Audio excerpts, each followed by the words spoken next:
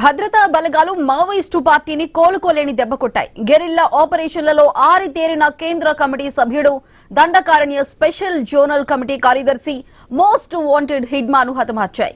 హిడ్మాతో పాటు ఆయన భార్య, దండకారణ్య స్పెషల్ జోనల్ కమిటీ సభ్యురాలు మడకం రాజే PLGA 1వ నెంబర్ కంపెనీలోని వివిధ ప్లటూన్లకు కమాండర్లుగా బాధ్యతలు నిర్వహిస్తున్న లక్మల్ అలియాస్ చైతు, కమ్లు అలియాస్ కమలేష్, మల్లా అలియాస్ మల్లాలు, దేవేలు ప్రాణాలు కోల్పోయారు. వీరు హిడ్మా రక్షణ దళంలో కీలక సభ్యులుగా ఉన్నారు. వీరంతా ఛత్తీస్గఢ్ రాష్ట్రం సుక్మా జిల్లాకు చెందిన వారిగా గుర్తించారు.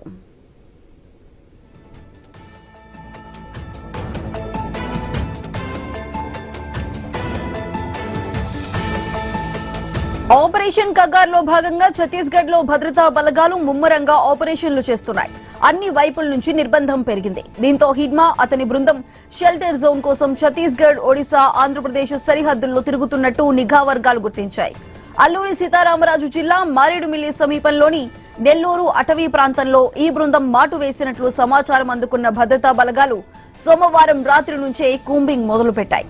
నిన్న ఉదయం 6:30 గంటల సమయంలో హిడ్మా బృందం భద్రతా బలగాలకు తారసు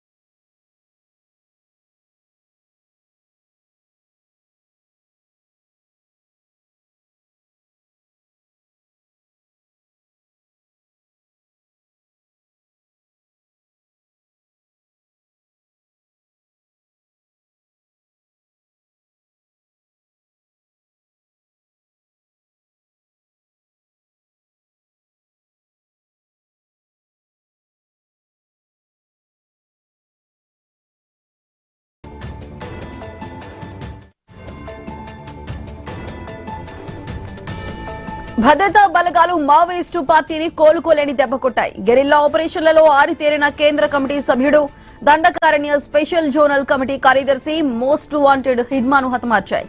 హిడ్మాతో పాటు ఆయన భార్య, దండకారణ్య స్పెషల్ జోనల్ కమిటీ సభ్యురాలు మడకం రాజే PLGA 1వ నెంబర్ కంపెనీలోని వివిధ ప్లటూన్లకు కమాండర్లుగా బాధ్యతలు నిర్వహిస్తున్న లక్మల్ అలియాస్ చైతు, కమ్లు అలియాస్ కమలేష్, మల్లా అలియాస్ మల్లాలు, దేవేలు ప్రాణాలు కోల్పోయారు. వీరు హిడ్మా రక్షణ దళంలో కీలక సభ్యులుగా ఉన్నారు. వీరంతా ఛత్తీస్గఢ్ రాష్ట్రం సుక్మా జిల్లాకు చెందిన వారుగా గుర్తించారు.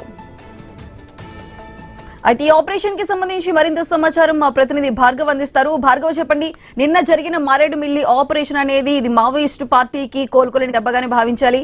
మరి దీనికి సంబంధించి పూర్తి అప్డేట్స్ ఏంటి?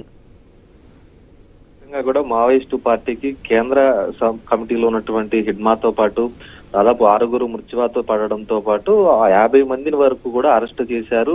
ఇది ఖచ్చితంగా కూడా ఆ పార్టీకి కోలుకొని దెబ్బగా కూడా చెప్పుకోవచ్చు. కీలక అగ్రనేతలందరూ కూడా ఒక్కొక్కరుగా ఈ రోజు మృత్యువాత పడుతున్న నేపథ్యంలో పోలీసులు ఎదురు కాల్పుల్లో వారందరూ కూడా మట్టుబడుతున్న నేపథ్యంలో కూడా అటు వారంతా కూడా ఉనికి కాపాడుకునేందుకు అడవులను వదిలి పట్టణాలు, నగరాల బాట కూడా పడుతున్నారు. ఈ నేపథ్యంలోనే పోలీసులు పూర్తిగా అటు ఛత్తీస్గఢ్ పోలీసులతో పాటు తెలంగాణ, ఆంధ్ర పోలీసులు కూడా వారందరినీ కూంబింగ్ చేసి ఎక్కడున్నారు అని పట్టుకునేందుకు అడవుల్లో గాలింపు చర్యలు చేపట్టడంతో పాటు నగరాల్లో, పట్టణాల్లో కూడా వారి మూలాలను పట్టుకునేందుకు వారు విశ్వ ప్రయత్నాలు చేసి దాదాపు సక్సెస్ అయ్యారని కూడా చెప్పుకోవచ్చు. ఇప్పటి వరకు నిన్నటి నుంచి కూడా ఇప్పటి వరకు 48 మందిని అరెస్టు చేశారు. ప్రధానంగా విజయవాడ, కానూరులో 27 మందిని అరెస్ట్ చేయగా ఏలూరు నగరంలో కూడా 15 మందిని పట్టుబడినటువంటి పరిస్థితి కూడా ఉంది.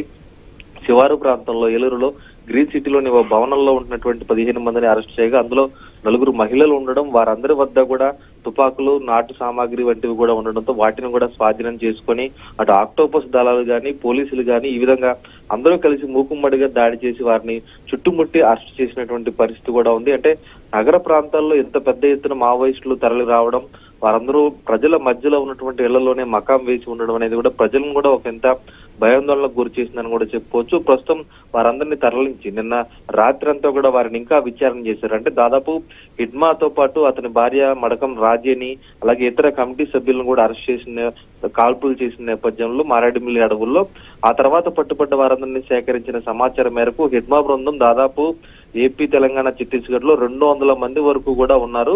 వీరంతా కూడా అనేక షెల్టర్ జోన్ లో ఉన్నట్లు పోలీసులకు సమాచారం అందినట్టు తెలుస్తుంది. ఇప్పటి వరకు 48 మందిని పోలీసులు అరెస్టు చేయగా మిగిలిన వారంతా కూడా ఇంకా అనేక ప్రాంతాలకు విస్తరించి వెళ్లి పారిపోయారనేది కూడా ప్రస్తుతం మనకు అందుతున్నటువంటి సమాచారం అయితే ఉంది. దాని మీద కూడా పూర్తిగా నిన్న రాత్రి పట్టుబడ్డ వారందరినీ కూడా అటు విజయవాడలో, ఇటు ఏలూరులో 2 చోట్ల కూడా పూర్తిగా బయటకు తెలియని రహస్య ప్రాంతాల్లో కూడా వారిని ఉంచి ప్రత్యేకించి విచారణ కూడా చేశారు. కీలక నేతలు కూడా ఇందులో ఉన్నట్లు తెలియడంతో వారి నుంచి ఇంకా కూపీలాగే ఆధారాలు సేకరించే పనులు కూడా పోలీసులు ఉన్నారు.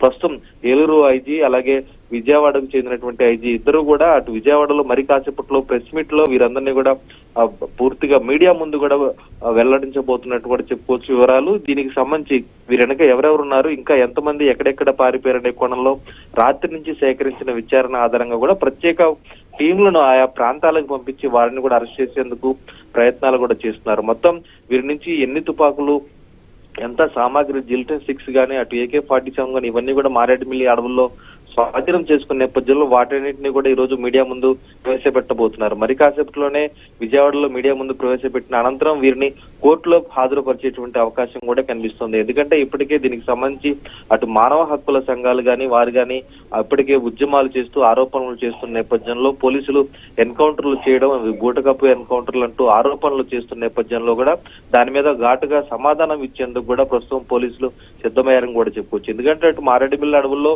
దాదాపు 5 రోజుల నుంచి కూడా అటు ఛత్తీస్గఢ్ బలగాలు కూంబింగ్ చేస్తూ ఉన్నాయి. అటు మాజీ అక్కడ ఉన్నటువంటి డిప్యూటీ సీఎం కూడా స్వయంగా మడకం రాజీవ్ వాళ్ళ నివాసానికి అలాగే హిడ్మా తల్లిని కూడా స్వయంగా కలవడం, వారితో భోజనం చేయడం, దానికి సంబంధించి పూర్తి వివరాలు ఆరా తీయడం, వారి నుంచి ఎటువంటి సమాచారం రాకపోయినా సరే స్వయంగా ఆయన అక్కడ వెళ్లి ధైర్యం చేయడం నేపథ్యంలో 4 రోజుల నుంచి జరుగుతున్న కుంభలో నిన్న ఉదయం 6:30 గంటలకు మారేడుమిల్లి అడవుల్లో ఉన్నటువంటి నెల్లూరు అటవీ ప్రాంతంలో కూడా వారు తారసపడిన నేపథ్యంలో కాల్పులు జరిగాయి. ఎదురు కాల్పుల్లోనే తాము వారిని మట్టు పెట్టామనేది కూడా పోలీసులు చెబుతున్నటువంటి వర్షన్ ఇప్పటి వరకు కూడా ఉంది.